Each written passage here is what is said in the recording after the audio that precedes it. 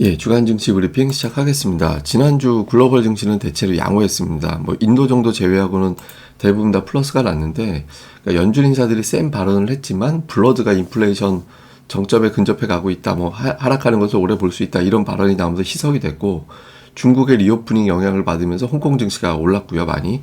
유럽은 경제지표, 특히 이제 물가 관련된 데이터들이 안정이 되면서 유럽 증시도 제법 강하게 올라서는 그런 모습을 좀 보였죠.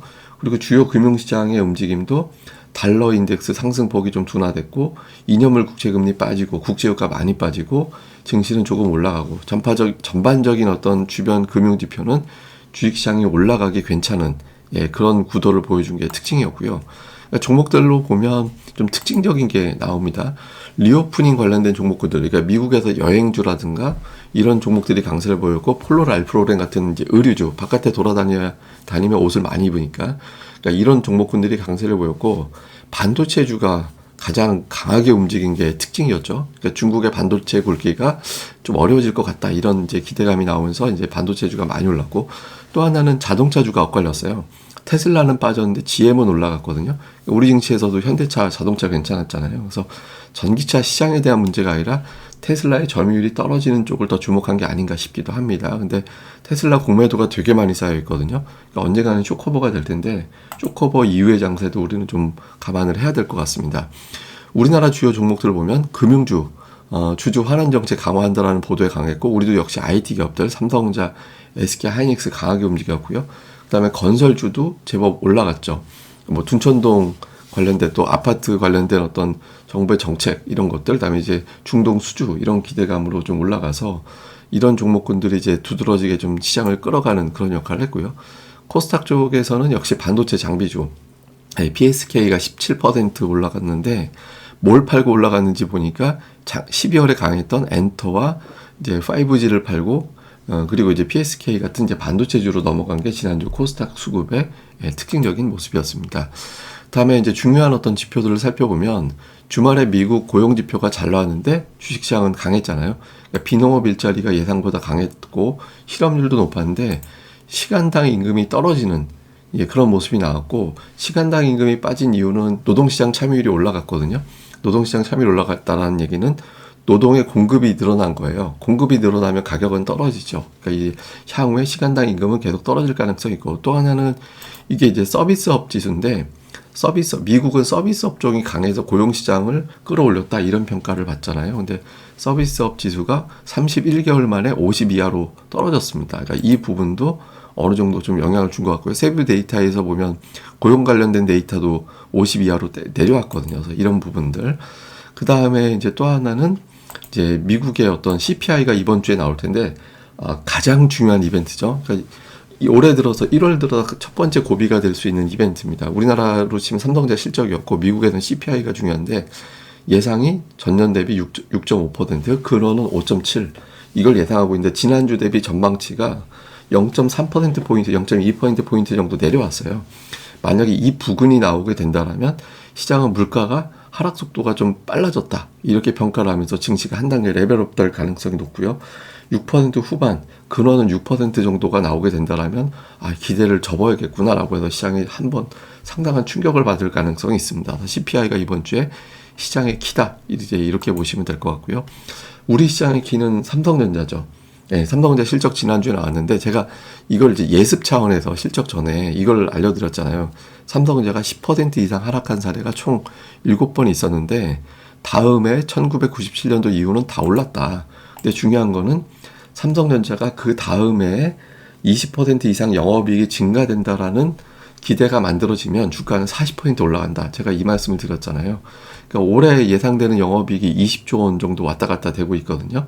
낮게 보는 데는 17조 원 이렇게 보는 데도 있습니다. 그러니까 내년도 영업이익이 25조 원 이상 이 정도 나온다라고 기대가 되면 올해 주가가 되게 세게 가는 그런 해가 되는 거예요. 근데 증권사들 이제 주말에 나온 리포트들, 이게 월요일에 나올 리포트들인데 보니까 대부분 다 이제 거의 다 온 것 같다, 이제 이런 얘기들을 다 하고 있거든요. 그래서 실적 쇼크로 찾아올 기회라든가 이런 것들, 그다음에 삼성의 피벗 조건이다, 필요 조건이다, 실적 부진은. 왜냐하면 삼성전자조차도 감산에 동참해야 되니까. 그러니까 이런 얘기들이 나와서 하반기에 반도체 가격이 턴할 것 같다, 적어도 뭐 이런 기대감이 나오고 있는 것 같습니다. 근데 이건 뭐 리포트 이렇게 나온다고 해서 올라가는 건 아니니까 삼성전자가 이번 주에 플러스를 계속해서 밀어붙이고 외국인들 매수가 이어지는지, 요게 이제 중요한 어떤, 미국은 CPI, 우리나라는 삼성전자 수급, 이게 중요합니다.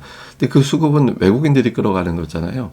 그러니까 지난주 글로벌 주식시장 자금을 보면 글로벌 주식형 펀드에서는 자금이 좀 빠져나갔고 그 머니마켓 시장에서는 엄청난 돈이 들어왔거든요. 그러니까 잠깐 빼놓고 대기하고 있는 상태로 나가 있는 거죠. 근데 저게 아마 지난주 후반에 다시 주식시장으로 넘어온 게 아닌가 싶은데, 아시아 쪽에서는 인도하고 대만을 좀 팔았고 우리나라는 관망인데, 이 데이터가 목요일부터 수요일까지 자르는 데이터라서 지난주 외국인들이 순매수된 게 반영이 안 돼 있어요. 그래서 아마 다음 주에 보게 되는 주간 데이터상으로는 아시아의 상당수의 국가들이 다 매수가 들어가고 동남아 쪽을 좀 매도로 바뀌지 않았을까, 이런 판단이 됩니다.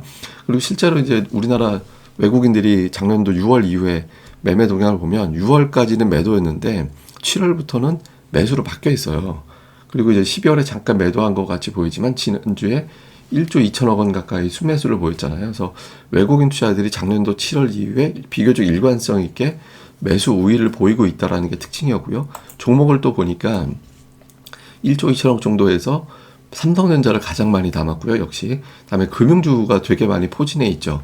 KB 하나 뭐 이렇게 들어가 있는 게 특징이고, 자동차, 하이닉스, 삼성전기, LG화학인데 시가총액 상위를 거의 다 담고 있는 거예요.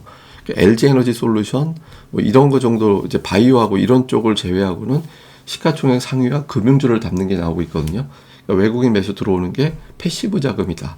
그러니까 특정 종목만 집중하는 게 아니라 시총 상위를 고르게 담는 패시브 자금이 들어온 걸로 보이고요. 기관 같은 경우는 금융투자 매도 때문에 매도 쪽은 우리가 볼 필요가 없고, 매수 쪽을 보면 하이닉스를 열심히 담고 있고, 인터넷주 카카오와 네이버 엄청나게 낙폭과되잖아요. 카카오 같은 경우는 그 외 역시 또 금융주, 그러니까 양쪽이 금융과 IT를 담고 있는 게 두드러진 특징이었고요. 코스닥 쪽에서 외국인 투자자들은 로봇 관련주라든가 아니면 이제 이런 기업들, 그다음에 스튜디오 드래곤 이런 게 있는, 그 하단에 보면 IT 계열의 종목들이 많이 포진하기 시작합니다. 주성, 뭐 유니테스트, 하나마이크론, 그러니까 이런 것들이 이제 포진하기 시작하고 있고요. 기관 같은 경우는 이제 2차 전지는 종목별로 대응이 다르고 엔터도 종목별로 달라요. 계속 보면 세 종목을 모조리 다 매수하는 날이 예전 같지 않습니다. 근데 IT 계열, 심텍, PSK, 원희가 EPS, 이녹스 첨단 소재, 두산테스나 뭐 이런 종목, 동진세미케, BH 이런 종목들이 들어가고 있거든요. 그러니까 이게 이번 주에도 그대로 이어질 거냐, 1월 첫 번째 주 강하게 매수했던 종목이 2주차도 이어지는지, 이게 이제 중요한 포인트가 될 것 같습니다. 자, 이번 주 체크 포인트 다시 정리해 보면, 연준이 연이어서 세게 말하고 있지만 투자자들은 인플레이션이 정점이고 그래서 연준이 하반기에는 금리 내리겠지. 그러니까 아이스크림 사줘. 부모님은 절대 안 사줄 거야. 졸음은 사줄 거잖아. 이런 어떤 기싸움이 계속 진행되고 있는 그런 상황이고요. 근데 이걸 갖다가 이제 투자자들이 환상을 갖고 있는데, 이 환상이 유지되기 위해서는 CPI가 잘 나와야 되거든요. 계속 낮아지고 있습니다. 그러니까 투자들이 욕심이 좀 생기고 있는 거예요. 이 생기고 있는 욕심이 깨져버리면 여기서 이제 갑자기 시장에 한바탕 요란해질 수 있거든요. 안 좋은 쪽으로. CPI가 어떻게 나오느냐. 그 다음에 이제 우리나라는 제가 구도가 경기 바닥, 실적 바닥이냐, 아니면 경기 침체를 바라보느냐. 구도 제가 VS에도 계속 알려드리고 있잖아요. 그러니까 반도체, 자동차, 철강, 화학, 금융, 그러니까 이런 쪽으로 바라볼 거냐, 아니면은 뭐 5G라든가 엔터 미디어 라든가 제약 바이오라든가 뭐 이런 쪽을 바라볼 거냐, 그러니까 구도가 어느 쪽으로 갈 거냐가 중요하거든요. 그러니까 삼성전자에 대해서, 자동차, 현대차에 대해서 긍정적인 수급이 만들어지는지를 우리가 보면 될 거고요.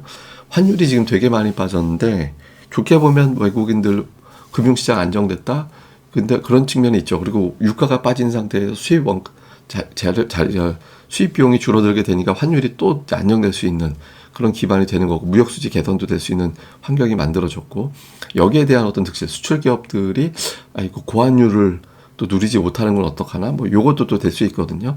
그래서 환율이 하락 속도가 좀 느려지는 게 이 상황에서는 중요하다라고 봐야죠. 이 부분도 좀 중요한 것 같습니다. 그 다음에 제가 미국 시장 통계를 하나 설명드리려고 하는데, 미국이 두 자릿수 이상 하락한 사례, S&P 500 지수가 대체로 보면 다음에 올라가는 경우가 많았거든요. 뭐 올라가는 사례가 많잖아요. 확률로 보면 작년도에 이제 급락을 했기 때문에 올해 올라가겠구나라고 생각을 할 수 있는데, 찜찜한 게 두 개가 있습니다. 1973년도에 빠지고 그 다음에 더 많이 빠졌었거든요. 그때 석유 파동 나고 인플레이션 터지고 기준금리가 5.5에서 13%까지 올라가던 그런 때였거든요. 그러니까 이게 지금하고 좀 비슷하다는 느낌이 들죠.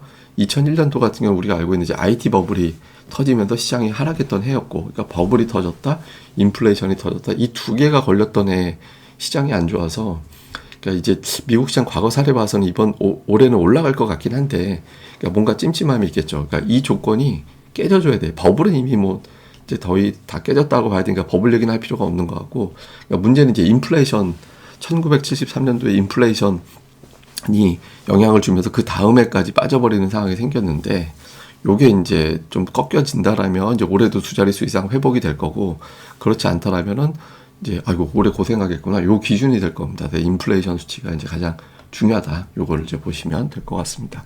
다음에 이제 오늘의 추억의 시리즈는 옛날 미드, 아주 그 다음 단계의 미드는 이제 뭐 맥가이버라든가 이런 거지만 70년대 리뷰 600만 불의 사나이, 소머즈, 원더우먼, 이거 아세요? 이게 바야바라고 막 날아다니는 저기, 그다음에 이제 두 얼굴을 가진 사나이 헐크 나오는 거죠. 이거 다 기억하실 정도면 40대 후반 이상일 겁니다.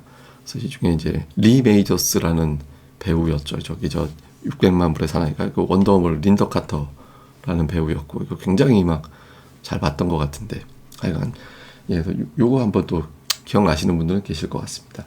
예, 그리고 이제 고릴라 리서치에서는 주말까지 이제 이벤트 진행되는데, 그 전에 제가 데이터들을 되게 열심히 올려요. 제가 막 우리 코스피가 8주 연속 하락한 거 없습니다, 뭐 이런 거 저런 거 막 올려드리잖아요. 예를 들면 뭐 골드만삭스에서 올해 증시 시나리오를 긍정적인 거, 부정적인 거 이걸 나눠서 이렇게 전망을 합니다, 이런 데이터를 올려드린다든가, 아니면 이제 미국 대통령 임기별 상승률은 이렇게 됩니다. 하여튼 이런 데이터들을 계속 올려드리거든요. 그리고 작년도 S&P 500 지수하고 가장 비슷했을 때 그걸 그려봤더니 올해 증시가 이렇게 간다더라, 뭐 이런 어떤 추정, 그러니까 별의별 데이터들이 다 있습니다. 근데 데이터를 많이 보는 게 그만큼 중요하니까 제가 열심히 올리고 있거든요. 그래서 이거를 좀 많이 좀 방문해서 특히 이제 이 데이터 관련된 증시 분석 데이터 관련된 데이터 많이 보셨으면 좋겠고요. 그리고 주말까지 1기 가입 이벤트 진행이 마무리가 됩니다. 그러니까 그 이외에도 가입은 다 하실 수 있어요. 근데 이제 혜택을 드리는 거는 이번이 마지막이고, 저희가 준비하고 있는 컨텐츠가 1기는 보고서, 주식 강의, 동영상 방송, 오늘의 픽, 그러니까 증권사 보고서 중에 하나 찝어서 올리는 거, 이런 것들 진행하고 있지만, 2월부터는 게스트, 외부 인력을 통해서 외부 이제 분석가들을 좀 초빙을 해서 강의, 또 기업 분석 그분들한테도 요청을 할 거고요. 3월에는 저희가 더 재밌는 기업 분석 발굴 프로그램, 내 종목이 얼마나 저평가인가, 다음에 전체 코스피 기업들 중에서는 한 밸류 대비 몇 위 정도 되나, 이걸 저희가 프로그램으로 가지고 있거든요. 또 그걸 또 활용하실 수 있도록 또 할 거예요. 그러니까 2월, 3월 한 달씩 계속 뭔가가 달라지거든요. 그래서 뭐 좀 미리 가입해서 좀 체험해 보시는 것도 괜찮을 것 같아서 오시면 좋을 것 같습니다. 다만 이게 저희가 리딩하는 데가 아니니까 그건 오해는 없으셨으면 좋겠습니다. 그리고 1기 가입한 분들은 이제 바로 이번 주말 넘어가면 이제 인상이 되는데, 인상되기 전 거로 연장하실 때는 계속 그 비용으로 적용을 해드리니까 좀 많이 뭐 활용해 보시면 좋을 것 같습니다. 예, 어쨌든 이번 한 주도 좀 재밌는 어떤 한 주가 됐으면 좋겠습니다. 여러분들 좀 기운들 내시고요. 그리고 이제 많이 공부들 좀 하셨으면 좋겠습니다. 이 방송 구독하기와 좋아요도 많이 부탁드립니다. 감사합니다.